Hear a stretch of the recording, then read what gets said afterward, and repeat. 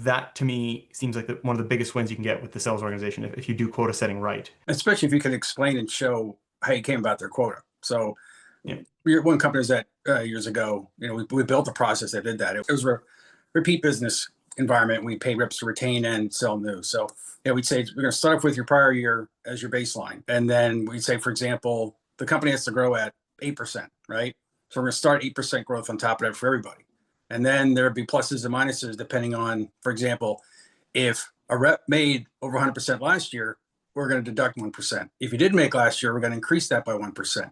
If the 10 years less than 2 years, we're going to decrease by 1%. If the 10 years greater than 2 years, we're going to, you get the point. So a little more of a scientific methodology to get to, not just like everybody gets 8, right? Because you have a lot of variables. And even like territories too. If you have territories, you're not going to give somebody that, depending on what your product is, that has the greater New York City metro areas or territory versus the guy in Mississippi.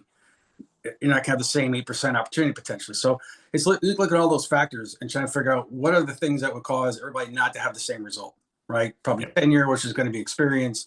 It's going to be, trying to face yourself, like the old saying that, no good sale goes unpunished, or got the good year, bad year dynamic going on. So there's things like that to say, what's a fair quota based on different variables. I think if we can lay that out to a sales force and say, okay, so I'm at 10% when you say the company's at 8. Yeah, but based on this methodology, you could be at 6% next year. So it all depends on different variables that happen year to year in your particular territory.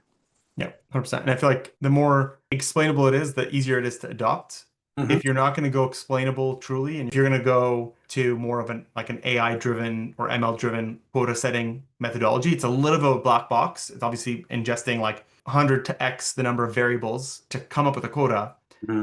Then it has to demonstrate over time that it is a very accurate predictor.